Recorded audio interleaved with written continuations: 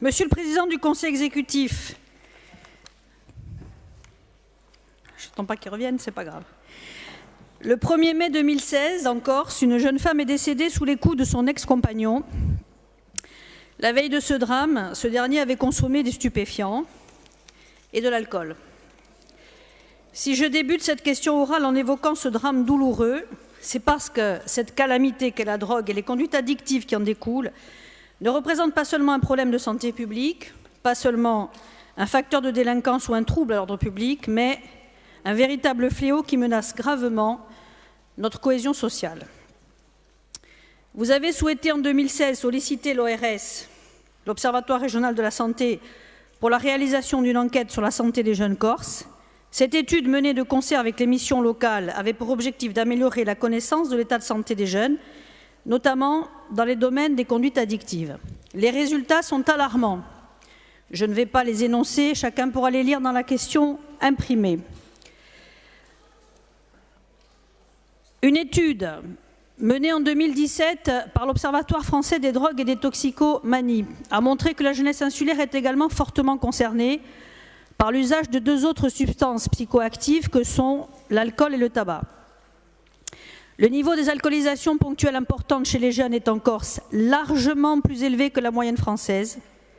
Notre île est en tête concernant le niveau d'expérimentation de l'alcool à 17 ans, avec 94% des personnes questionnées, contre 85,7% en France. Les chiffres qui concernent la Corse dépassent donc nettement la moyenne, que ce soit au niveau de l'expérimentation, de la consommation régulière et intensive de l'alcool et du tabac. La lutte contre les trafics de stupéfiants et la sanction des consommateurs est bien évidemment du ressort des pouvoirs de l'État, mais nous savons que réprimer n'est pas une solution, qu'une partie de la solution est la prévention, et cette prévention n'est pas non plus une compétence directe de la collectivité de Corse. Pourtant, nous l'avons dit et répété, nous avons l'ambition légitime de reconstruire un pays et par conséquent, nous ne pouvons éluder ces questions-là.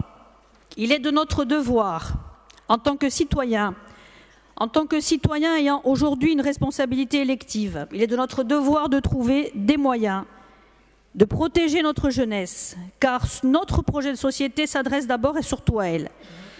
C'est elle qui construira l'avenir de ce pays et nous devons sans cesse tenter de faire mieux et surtout de faire plus. Nous devons donc poursuivre notre engagement et agir dans cette lutte.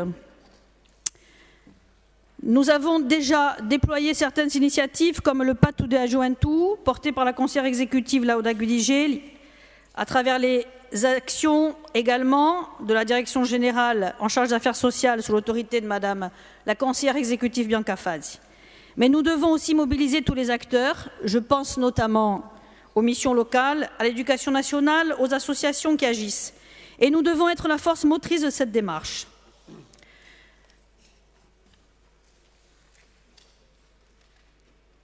Initier des actions de prévention et d'information au sujet des comportements addictifs et de leurs conséquences dans le cadre des événements festifs, qui jalonnent la saison estivale, mais également tout au long de l'année, pourrait être une première piste.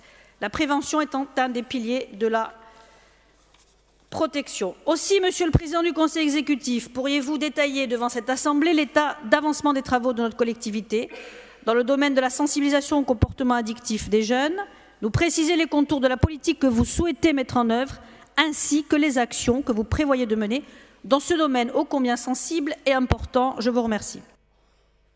La réponse par Bianca Fazzi, vous avez la parole. Merci, Monsieur le Président. Madame la conseillère, merci pour votre question. Elle m'a été posée en d'autres termes il y a quelques semaines devant l'Assemblée de Juventud, mais elle se rejoint. Les chiffres que vous avez rappelés sont justes. Ils reflètent une réalité que la Corse n'est pas la seule à connaître. Et pour une fois, nous ne sommes pas en tête d'un triste palmarès sur les conduites addictives.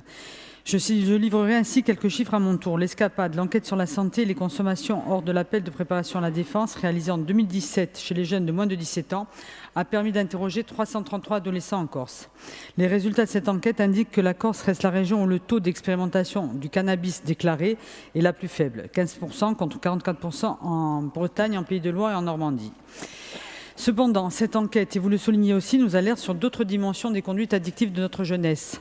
Sur le tabac, sur l'alcoolisation ponctuelle et très importante, la part des jeunes déclarant fumer au moins 10 cigarettes par jour est ainsi 2 fois plus élevée en Corse que dans l'Hexagone. C'est pourquoi la prévention des conduites addictives chez les jeunes a été retenue comme un atelier lors des dernières assises de la santé, les premières d'ailleurs, qui se sont tenues à Corte le 5 et le 6 juillet.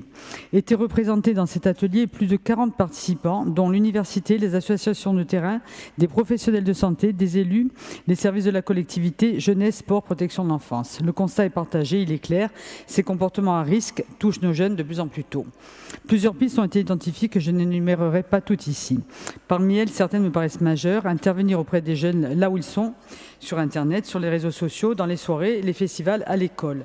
Le partenariat avec l'éducation nationale doit être fort et l'école doit s'ouvrir aux intervenants spécialisés en prévention et pas seulement aux intervenants de sensibilisation des services de police. Il nous faudra impliquer les enseignants et inscrire la prévention dans le parcours scolaire en s'adaptant à chaque âge. Cet atelier, riche en échanges et en propositions, n'a cependant pas épuisé le sujet. Je m'engage donc à poursuivre l'animation des groupes de travail sur ce thème. Ce plan d'action ne sera pas celui de la collectivité, vous le rappelez justement. Nous sommes souvent en marge des compétences de la collectivité et surtout en compétences croisées qui relèvent fortement des services de l'État. La MIDELCA, la mission interministérielle de lutte contre les drogues et les conduites addictives, doit prendre toute la mesure du phénomène et mobiliser les acteurs de terrain. L'ARS, l'assurance maladie sont partie prenante aux questions de santé et à la lutte contre le tabagisme. Les associations présentes sur le terrain sont le lien avec notre jeunesse. L'école et l'éducation nationale, plus largement, doivent travailler et s'ouvrir aux acteurs de prévention. Je voudrais rappeler ici les actions et les engagements de la collectivité. La prévention est un thème prioritaire, pour ne pas dire central, de notre feuille de route. Les services de la PMI, les CPEF, les CEGID, de tabacologie, mais aussi les services relevant de la protection de l'enfance, de l'action sociale de proximité de la jeunesse, développent au quotidien des actions à destination de ces publics. Au-delà des actions ciblées, je souhaiterais valoriser 2 leviers transversaux importants. Le programme du développement des compétences psychosociales porté par la collectivité, ainsi que la PAT par la Juventud portée par l'Auda Giudice. Les actions ciblées de la prévention, donc des actions sur la prévention, il y a un appel à projet sur la prévention et promotion de la santé qui permettra de financer cette année environ 16 projets, dont 2 traitent plus spécifiquement des conduites addictives. Dans le cadre des actions de soutien à la parentalité, nous proposons et finançons des lieux d'échange avec les parents. Les thèmes sensibles comme les drogues y sont souvent abordés. Le service tabacologie de la collectivité propose des consultations pour l'aide à l'arrêt du tabac dans et hors les murs. Je m'attarderai ici sur 2 leviers d'action que je considère comme fondamentaux. Le développement des compétences psychosociales, les life skills. C'est un concept porté par l'OMS à travers la définition des attitudes éducatives qui favoriseront l'adoption de comportements favorables à la santé et au bien-être. Elles sont un véritable outil de construction, d'émancipation et d'accomplissement du libre arbitre de chaque individu. La collectivité propose un programme d'action de développement de ces compétences psychosociales dans les écoles du Beaumont dès la maternelle. Et depuis 2019, à titre expérimental dans une classe de 6e sur Beaupriat. Ce programme doit être élargi au Chismont. Il s'appuie sur des interventions directes au sein des écoles, des formations des formateurs, mais également sur la formation d'enseignants du primaire et du collège, ainsi que des élèves de l'SPE. Nos professionnels de la petite enfance y sont formés. Depuis 2019, le service d'information jeunesse et direction jeunesse ont été associés, afin d'intervenir au plus tôt auprès des familles et auprès des enfants. Tout cela nous paraît indispensable. Je voudrais saluer également le travail réalisé dans le cadre du PAT per la Juventud, qui accorde une place très importante à la réduction des comportements à risque et à la promotion de la citoyenneté en direction de la jeunesse. Mais au-delà, la volonté du Conseil exécutif est de favoriser le bien-être et les bonnes pratiques santé dans le cadre de sa politique en faveur des jeunes. Donc permettre aux jeunes de se construire en tant qu'individus, acteurs et citoyens, renforcer l'accès à la culture et à la création, lever les freins à la mobilité territoriale, susciter l'intérêt pour l'ouverture sur le monde et favoriser la mobilité internationale, généraliser l'utilisation des nouvelles technologies de l'information et de la communication, lutter contre les violences scolaires, les incivilités et les discriminations. Je m'arrêterai là parce que la liste est longue. Je pense que nous n'aurons pas épuisé le sujet aujourd'hui, mais soyez assurés que nous en rechargerons. Je vous remercie.